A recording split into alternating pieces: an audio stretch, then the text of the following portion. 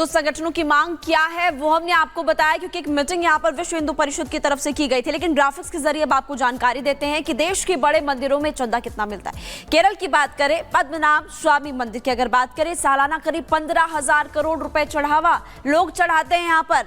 आंध्र प्रदेश की तिरुपति बालाजी मंदिर की बात कर लेते हैं, जहां का विवाद है, सालाना करीब 1300 करोड़ चढ़ावा यहां पर लोग चढ़ाते हैं। जम्मू वैष्णो देवी मंदिर की बात करें, 500 करोड़ रुपए चंदा यहां पर दिया जाता है। इसके अलावा महाराष्ट्र की बात करें, शिरडी साईं बाबा मंदिर, वहां पर बड़ी संख्या में लोग आते हैं दर्शन पूजन के लिए। 400 करोड़ रुपए का चढ़ावा वहां पर चढ़ाया जाता है। महाराष्ट्र के सिद्धि विनायक मंदिर की अगर बात करें तो 125 करोड़ रुपए का चढ़ावा वहां पर चढ़ाया जाता है। तो ये जानकारी हम आपको दे रहे हैं और आप हिंदू संगठन जो है वो मांग करते हुए नजर आ रहे हैं कि क्यों ना सरकारी नियंत्रण जो इसको खत्म किया जाए, हिंदूवादी संगठनों को जिम्मेदारी सौंपी जानी चाहिए। तो ये मामला आपने देखा, एक तरफ जहां सनातनियों की आस्था के साथ खिलवाड़ किया जा रहा था, वहीं दूसरी तरफ हिंदू धर्म के लोगों का धर्म भ्रष्ट करने की कोशिश की जा रही है। क्यों कह रहे हैं? क्योंकि कई बार ऐसे वीडियोस आपने देखे, कभी थूक लगाकर मसाज की जाती है, कभी थूक वाली रोटी आपने देखा, कभी पेशाब वाला जूस आपने देखा।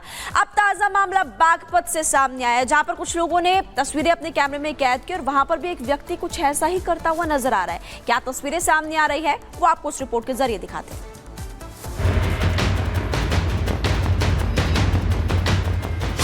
खाने के साथ जहरीली साजिश, रोटी पर थूक,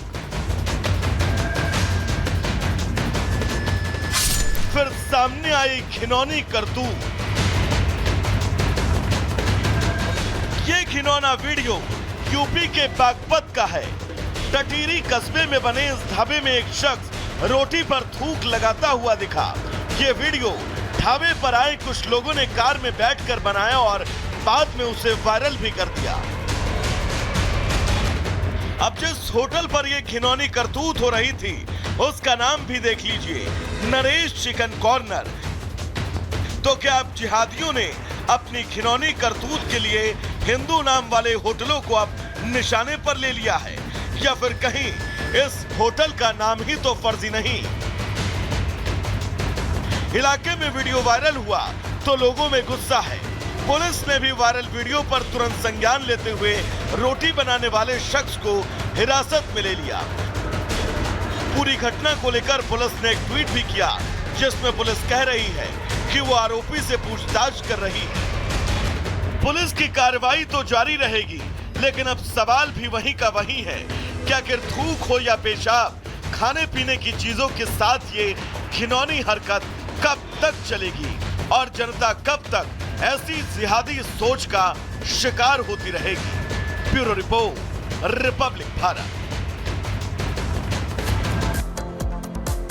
तो बागपत का ये मामला हमने आपको बताया, लेकिन ये कोई पहला मामला नहीं। इससे पहले भी इस तरह के मामले कई बार सामने आ चुके हैं। करके आपको बताते हो, उत्तर प्रदेश के गाजियाबाद की बात करें, जूस में पेशाब का मामला सामने आया था, वो भी आपने देखा। फिर मध्य प्रदेश के जबलपुर से पैरों से आटा गूंथा गया, वो भी आपको तस्वीरें हमने दिखाई थी। उत्तर प्रदेश के ग्रेटर नोएडा से एक और तस्वीर सामने आई थी, रोटी में थूक वाली, जो कि जमकर वायरल हुई थी। एक्शन भी लिया गया, लेकिन उसके बावजूद इस तरह के मामले आते जा रहे हैं सामने।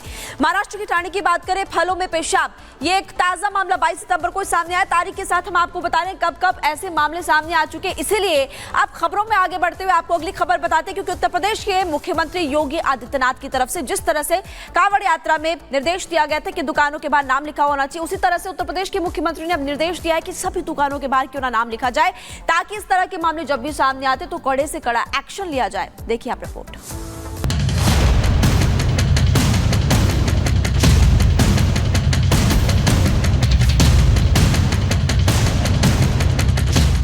योगी का फरमान जारी, विपक्ष की सियासत भारी। ढाबा रेस्टोरेंट को फरमान, विपक्ष क्यों परेशान?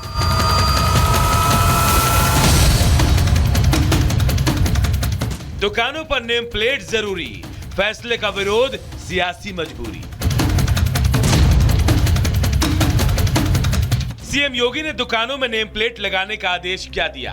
हमेशा की तरह इस फैसले पर भी विपक्ष को परेशानी होने लगी। जनता के हित के लिए फैसले पर भी सवाल खड़े करने में देरी नहीं की गई। कांग्रेस से लेकर सपा तक सभी को फैसला नागवार लगने लगा। ऐसा लगता है कि भारतीय जनता पार्टी की सरकार और योगी जी सुप्रीम कोर्ट की भी कोई इज्जत नहीं करते।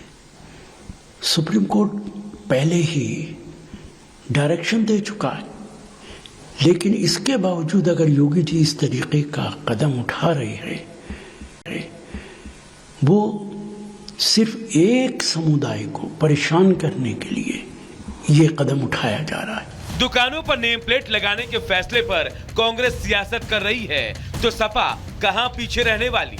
सपा ने जनता के हक में निर्णय को तुगलकी करार दे दिया और ये भूल गई कि साफ सफाई ना किसी मजहब की दरकार है, न ही व्यक्ति विशेष की जिम्मेवारी, बल्कि ये मानवीय सभ्यता की बुनियादी शर्त है। दलित, पिछड़े और जो अल्पसंख्यक हैं उनकी दुकानों को बंद करवाने के लिए प्रदेश के मुख्यमंत्री ने ये तुगलकी आदेश जारी किया है। अब पुलिस पूरे प्रदेश में सारे दुकानदारों से वसूली करने का काम करेगी, उन पर फर्जी मुकदमे लगाएगी और व्यापारियों का शोषण होगा, दलित लोगों का, पिछड़े वर्ग के लोगों का और जो अल्पसंख्यक हैं उनकी दुकानें बंद होने के लिए वो मजबूर हो जाएंगे। विपक्ष भले ही हर बार की तरह इस फैसले पर भी राजनीति करे, लेकिन जनता इस फैसले को लेकर बेहद खुश है। एक बड़ा वर्ग, वो चाहे किसी भी धर्म या मजहब का हो, दुकानों पर नाम लिखने का पक्षधर है। विश्व हिंदू परिषद ने भी सीएम योगी के इस फैसले का दिल खोलकर समर्थन किया।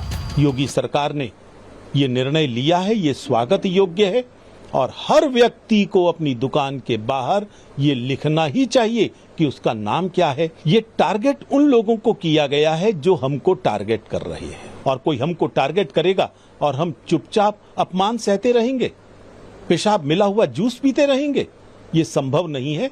अब हिंदू खड़ा हो रहा है, ये पूरे देश में दिखाई दे रहा है। दुकानों पर नाम लिखने के फैसले पर राजनीति भले हो रही हो, लेकिन किसी भी सभ्य समाज के लिए कुछ मौलिक शर्तें होती हैं, जिसमें खान पान में शुद्धता और शुचिता का अधिकार बेहद अहम होता है। यही वजह है कि सीएम योगी के फैसले की हर तरफ तारीफ हो रही है। Bureau report, Republic Bharat. और अब आपको बताते हैं कि यूपी सरकार की गाइडलाइंस क्या है। उत्तर प्रदेश के मुख्यमंत्री योगी आदित्यनाथ की तरफ से निर्देश क्या दिया गया है। होटल और ढाबों की सघन जांच पड़ताल होनी चाहिए और होगी भी, उनकी तरफ से पहला आदेश। हर कर्मचारी का पुलिस वेरिफिकेशन भी होगा। जो भी लोग होटल ढाबों में कर्मचारियों को रख रहे हैं, संचालक और इसके अलावा प्रोपराइटर और मैनेजर का नाम भी अनिवार्य है। इंपॉर्टेंट है, शेफ और वेटर को भी ग्लव्स और मास्क लगाना अनिवार्य होगा। होटल रेस्टोरेंट में सीसीटीवी लगाना होगा, ये भी इंपॉर्टेंट होगा। देखिए, मिलावट पर संचालक और प्रोपराइटर पर एक्शन लिया जाएगा। ये भी जानकारी आपको दे देते हैं। इस गाइडलाइन में होटल और ढाबों में साफ सफाई जरूरी है। निर्देश ये भी दिया गया है उत्तर प्रदेश के मुख्यमंत्री योगी आदित्यनाथ की तरफ से। खाद्य पदार्थों को बनाने बेचने के नियमों का पालन भी अनिवार्य उनकी तरफ से किया गया है।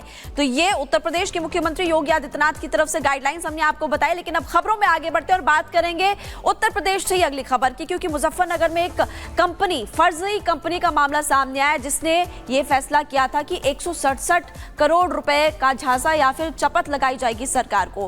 कुल 7 लोगों की गिरफ्तारी हुई इस पूरे मामले में। पूरा मामला आपको इस रिपोर्ट के जरिए बताते हैं।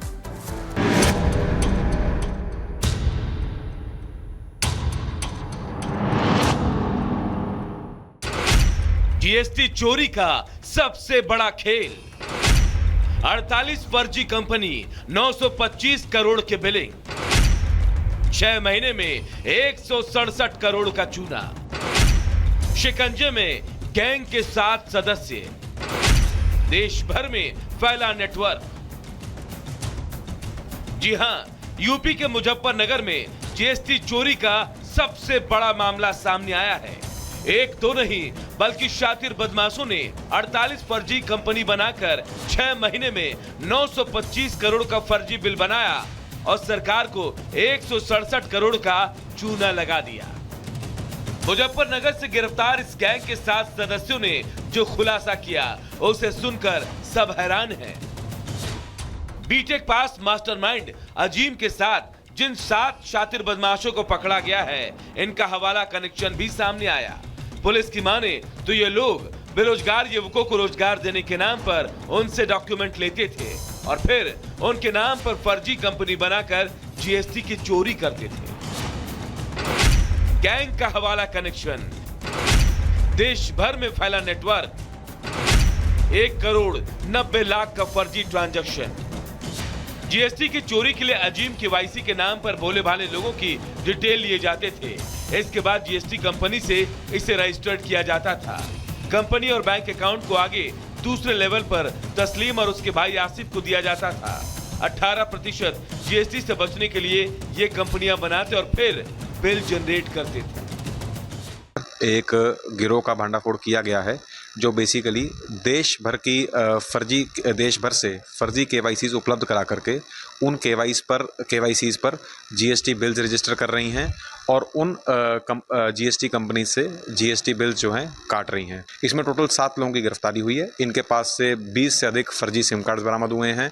कई इसमें फर्जी आधार कार्ड्स बरामद हुए हैं, पैन कार्ड्स हुए हैं, मोबाइल फोन्स हुए हैं और 48 फर्जी जीएसटी कंपनियों की डिटेल्स बरामद हुई हैं। पुलिस ने फिलहाल गिरफ्तार सभी आरोपियों को जेल भेज दिया है। साथ ही पूरे मामले में संबंधित विभागों से संपर्क कर जानकारी जुटाते हुए आगे की कार्रवाई में भी जुट गई है। Bureau report, Republic Bharat. कैसे होती थी जीएसटी की चोरी, अब आपको ये बताते हैं। बेरोजगारों को डॉक्यूमेंट का इस्तेमाल किया जाता था। जो लोग बेरोजगार थे उनके डॉक्यूमेंट्स का इस्तेमाल यहां पर किया जाता था। नौकरी के नाम पर डॉक्यूमेंट्स लिए जाते थे। जी हां, आपको बता दें कि डॉक्यूमेंट के नाम पर फर्जी कंपनी भी बनाई जाती थी और कंपनी का अकाउंट भी इस दौरान बनाया जाता था। फिर फर्जी बिल जनरेट इस दौरान किया जाता था और सरकार को चपत लगाई जाती थी।